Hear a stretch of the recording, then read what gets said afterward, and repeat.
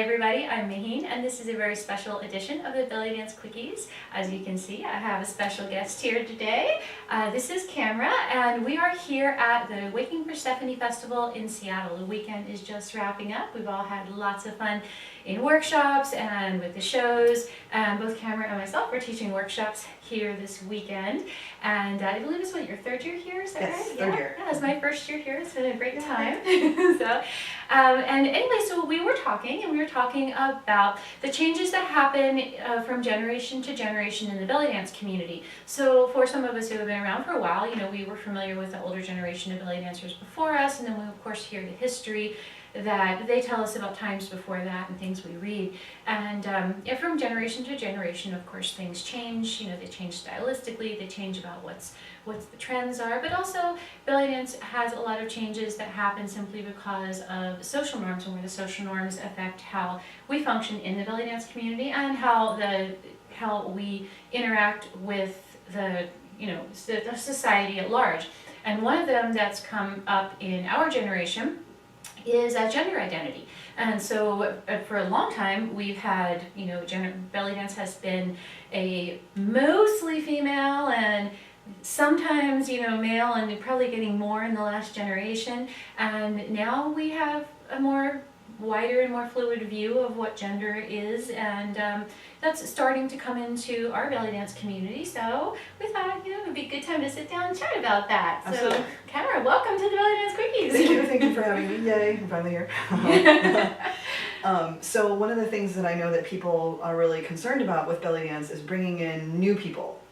And that I hear it in communities a lot of times that the people who are in belly dance right now, we're attracting more of an older crowd, and as those people age, then they kind of drop out, and then we're not bringing in any new people. And so that could be why, one of the many reasons why belly dance is having some struggle in some areas, where they're not bringing in new people. Is that something you're seeing in the Chicago area? Not specifically, but I've heard other people talking about, we have no young dancers. Where are all the young dancers? And we have some in Chicago. I have a couple of students who are in high school, so that's really great. So trying to attract those younger people in so that they can start young and continue on with belly dance. But I have heard other people, are concerned that we're not bringing in new blood, that we're kind of all passing the buck around from the same people. It's like this workshop instructor then goes buys this person's stuff, who then sells it to someone else, and it's just all this dollar just goes around and around and around and around. And we need to bring more fresh blood into this little cyclone here so that we don't just fizzle out, right? Yeah. And one of the things, and I know there's a lot of different, the economic crash that we're still trying to recover from is part of it. But I think also the whole problem with cultural appropriation, which is probably a whole nother video. Yeah, we won't go there today. Yeah, well, that's a whole nother video. But then also the idea that a lot of millennial people and younger, actually there was this a study that was done recently that was reported on that millennials are the gayest generation to come out. So being accepting with gender identity and sexual orientation is probably really important for the survival of belly dance, because we're going to have more people. If we want to bring in more people, we have to kind of throw a wide net and attract as many people as we can, so that we can pull out the people who are like, oh, you're just a hobbyist, that's great, welcome. Oh, but here's this person who's going to change the belly dance game, and they just happen to be non-binary, or they're trans or something, but they have something to add to it. We need to make sure that we're catching those people and not losing them because they feel left out. Yeah, I think that's one issue, but I think there's an even bigger issue there as well. Is I think that there's a little bit of an irony, because I think as belly dance in its time of being a very female-dominated field has long had a beef with society of having a sexist view of belly dancers, right, and stereotypical views of belly dancers. But in a changing world outside of belly dance, for the belly dance world to not take a more modern and inclusive and fair and respectful view of sexuality across the board is a little bit like the pot calling kettle black. So I think even in outside the idea of bringing in new people who are doing worthy things and happen to be of a non-typical gender identity. So even outside of that, I think that there is a kind of just an integrity initiative to make sure that we are fair and respectful of sexuality, simply because we've already been victims of it. Mm-hmm. So. Definitely. And that's, that's one of the things we had talked about earlier with men coming into Bellydance. I don't consider myself female, so it's been an interesting switch for me to going from, Bellydance is all about the woman and feeling at least sort of included in it, because at the time I was identifying as female and I was trying really hard to fit in with being female, and it didn't quite fit. It was the peg trying to be pounded into the hole, and it just wasn't working. Mm-hmm. But and I've heard other male belly dancers talk about that as men, or for me as a non-binary person coming in to a field that's dominated by women, it's run by women, it's for women, it's healing for women, that we're guests. Mm. And so it's like you wouldn't go into someone's house as a guest and sit down and take over and start cooking their dinner for them, and shove them out of the kitchen and be like, you don't mm-hmm. you don't really do that as a guest. Mm-hmm. And so I think people should be willing to let those guests in, having men come in, having non-binary, having trans people come in. Mm-hmm. But to also, for men and, everyone to realize that women have built what we have in Bellydance, mm-hmm. and to be respectful of that as well. Yeah, yeah. So let's talk some brass tacks here and practicalities. So if we're people who run classes and run events, mm-hmm. let's say we take a class scenario. So in a class scenario, what would be some of the things? Because there's always these kind of unspoken and quiet signals in places that let you know whether it's a place where you are likely to be included or going to feel safe and things like that. So what are the things that maybe if a teacher wanted to make sure that they had a class environment that was going to be welcome to all of the spectrum on a gender line, mm-hmm. What are some of the things that would look like? So it kind of depends on what they want to do. So for someone like me, it would also be where the studio is. So I know the whole bathroom issue is kind of, everyone knows about the whole trans bathroom thing. Mm-hmm. The studio where I teach actually just has the one-holer bathrooms, mm-hmm. and they're not labeled as male and female. Mm-hmm. And that's kind of welcoming. So, and that's usually an easy change. It isn't always. If you share space with another, if your studio is in another building, you can't really do that. But in class itself, instead of addressing the dancers as, "Hi ladies," because you don't know whether someone in that class like me, who is probably initially identifying as a woman but is struggling internally with what that means for them and that they may not really be a woman, it's kind of like, ooh, when you get called a lady, it's like, I don't know if I really am.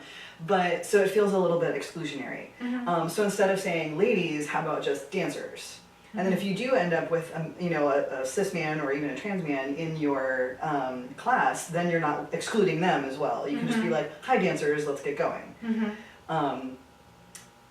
Talking about body shapes and stuff like that can be sometimes a little bit exclusionary, because men's bodies aren't going to really react the same way as women's bodies. But if you have a trans woman in your class and you're like, "Oh, all men's bodies are this way and all women's bodies are this way," they're going to be like, "Excuse me." Yeah, I've had an experience with that with a trans person, and I'm realizing I'm trying to teach a style that's built on a feminine body to someone who's, even though the external things in the body can have been changed, the structure and the musculature and some of the proportions are not, and so mm-hmm. that's a biomechanical little puzzle to just put together and help to reinterpret. So, which is a challenge. So. Yeah, and but and that's something, because everybody's body is different, right? Yeah. And so I frame it when I talk about like, you know, mechanics of movement and stuff, instead of saying all women bodies are like this and all men bodies are like this, I frame it as everybody's body is different. Some people, you know, if you have wide hips, things look better if you do it this way, or it's easier if you do it this way if you have more narrow hips. Because I have students who, you know, they look like this even though they're a cis woman. They don't have a lot of curves. So something, you know, saying all women's bodies look like this is incorrect anyway. Yeah, I think it's more like, you know, I don't really think too many teachers say all women's bodies are anyway, because I think most teachers who have a bunch of experience, or at least some experience, are going to realize that all women's bodies are different, and less than even just talking about men's bodies, which are also different. I think that from my own experience, my remarks about that were really about the internal bone structure is different, and from that becomes the biomechanical puzzle that you have to fit. You have to look kind of like translate, because that part hasn't changed, you know, and men's bodies and women's bodies skeletally do have some differences in how things are, and so it's like, you know, that's a thing that has to just be dealt with as a body rather than a gender, I guess, and that's talking about it in that way. So yeah, absolutely, it's a brave new world we're in. Yeah, I know. So. And I try to be, you know, and that's kind of why I wanted to do this video, to like help educate people, you know, about how to talk about bodies, you know, like. We talk in belly dance, I usually say there's no real wrong way to do a particular movement unless you're hurting yourself doing it. For sure. You know, don't want to hurt yourself and, you know, have a problem with your career later down the line. And that's kind of the same thing. Nobody's body is wrong. It's just different. And so, you know, I mean, that's great for teachers. What teachers should be doing anyway is figuring out how to mechanically work with different types of bodies. Exactly. So if you have someone who has a lot of junk in the trunk versus someone who doesn't really have that much, you have to know how to explain, well, how do you get your shimmy going, you know, and that kind of thing. So it's the same sort of idea. So it's not a huge change, but it's about being more inclusive. So how about events? Because this is really where the outward presentation of the belly dance world, including its ideas and what it wants to show about gender within it, meet the eyes of the general public. So I feel like that's a really important place where those ideas and the communication really comes out into the larger society.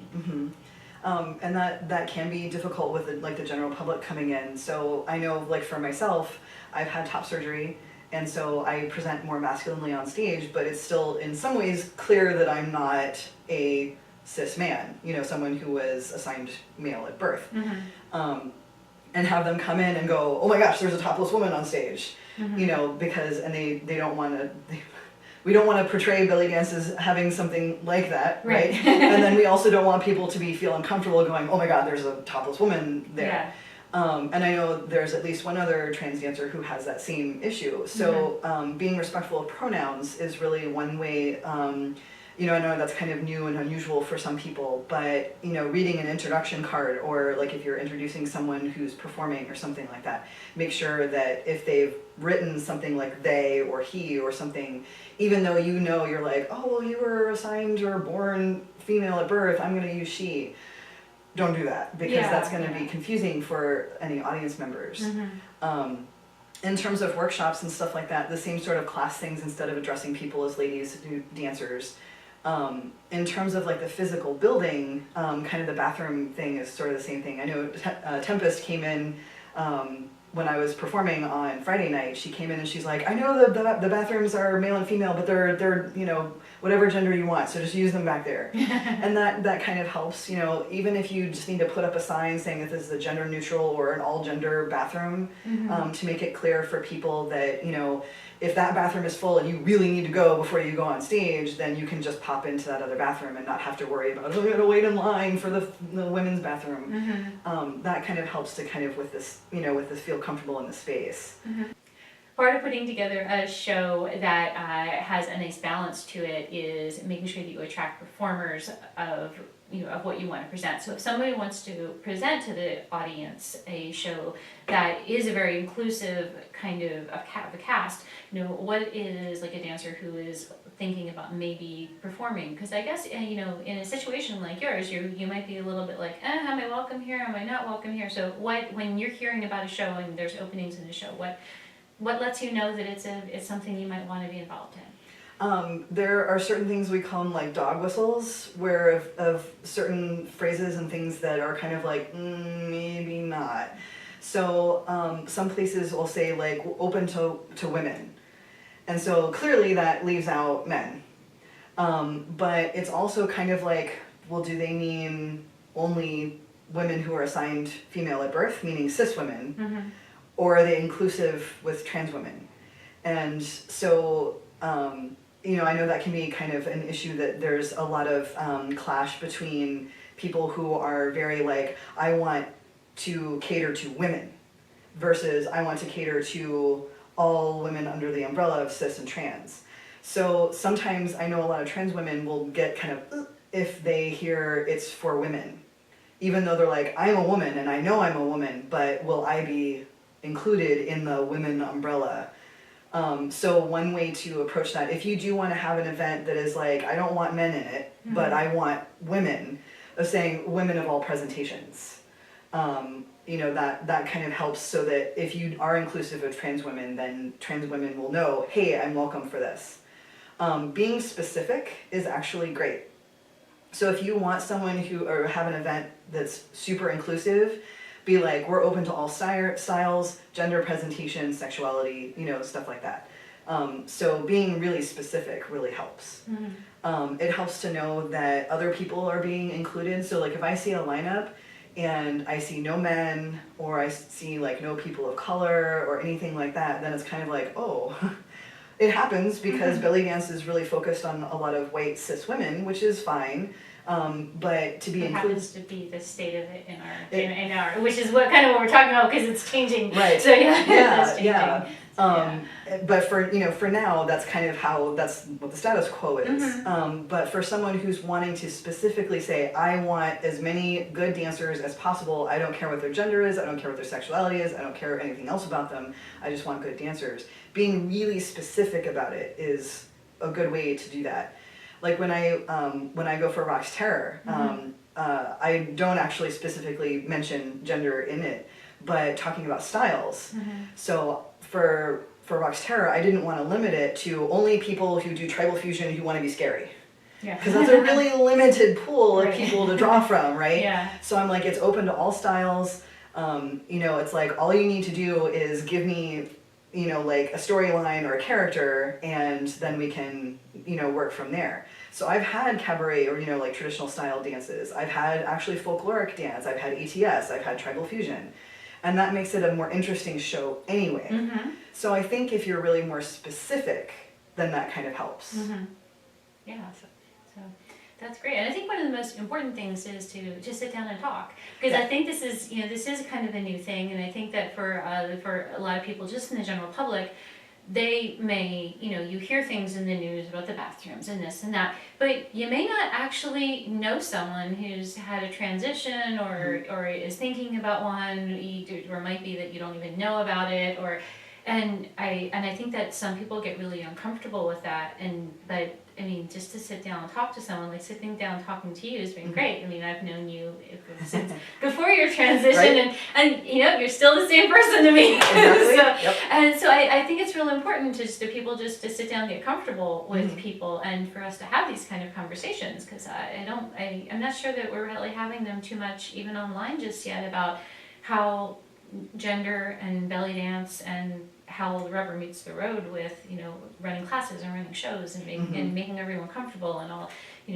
not catering to people, but just saying, hey, you know what, we're all people, so let's just all dance. Right. Yeah, exactly. And that's why I kind of want to do, like, I'm open about my transition. It's really hard to publicly transition because people see the progression, and it's like I just can't come out and be like, hi, I'm here and I'm now this, It's fully formed and different person, right? Yeah. Your blog posts have been really good about that. Yeah, and so I want to make sure that I'm open and that people can approach me, and as long as they know they're, I'm not going to answer disrespectful questions, Sure. but if people have genuine, honest questions and are interested, and even if you're like, I know nothing about trans people, then I can sit you down and be like, okay, here's like some of the terminology and stuff, because I talked about like cis people and the idea of someone isn't born male, Right, and then they yeah. transition, they're assigned male, and then they're trans later in life. So there's those type of things that kind of help make trans people more comfortable, but not everyone knows that. So I think what you're trying to say is that trans people in general may be more comfortable having that conversation than people who haven't had that experience or been around that experience to start with. Possibly. I know a lot of trans people, their life pre-transition has been really hard and really bad. So it may be kind of traumatic for them to talk about their life pre-transition, and so they're not really open to talking about, you know, like all this kind of like trans 101 sort of thing with people, which is why I'm really think it's important that I talk about it, because my life beforehand wasn't really traumatic. I went through a lot of emotional upheaval and you know that, but the transition has been really good for me. So I feel I view that beginning part of my life as pre-transition as not being as traumatic. So I'm more open to talking about it. You know, I'm like, you know, I can tell you what I was feeling. I can tell you what, you know, I can pinpoint. I can be like, this is what made me actually realize, you know, that I was trans. And so I think that those of us who, and we talk about like privilege, those of us who are in a slightly more privileged position to talk about it should, you know, if we can. And that's why I am. I'm in a slightly more privileged position than a lot of other trans people are, in terms of vulnerability and being trans. So I'm perfectly willing to answer questions and talk to people and do interviews and, you know, that kind of thing, because I think it helps the trans community at large. Yeah, definitely. And I think just, you know, communicating helps at large, you know, with everything. I think that there's a lot of other issues in our Bellydance community, and with the connection of our Bellydance community and the community in general, the general public, that could be solved by just sitting down and talking. Yeah. Well, you know, the round table that we just came from, I'm sitting there going, it's all about communicating with one another. Exactly what was going through my head at this very moment. Yeah. Yeah. So you know, even true. sitting one-on-one and stuff and talking, you know, and I mean, I've had a lot of people approach me and be like, you know, oh my gosh, I know someone who's trans, and hearing your story has helped me kind of connect with them better, or it helps me understand my kid better because I have a trans kid, or you know, something like that. Right. Yeah. And so the more visible we are, the better.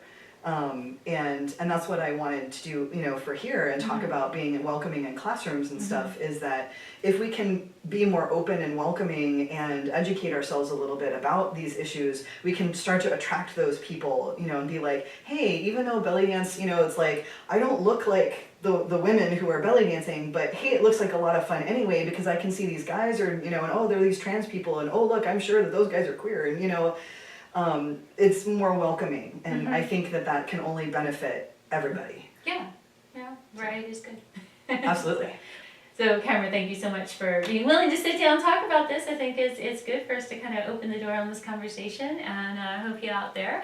If you haven't had a chance to sit down and have a conversation with someone in your community or in your life about these kind of things, then hopefully this was a nice learning experience for you, something maybe open your mind. And so from both of us here at Waking Persephone, you guys have a good week, and we'll see you next time. Bye-bye. Thanks.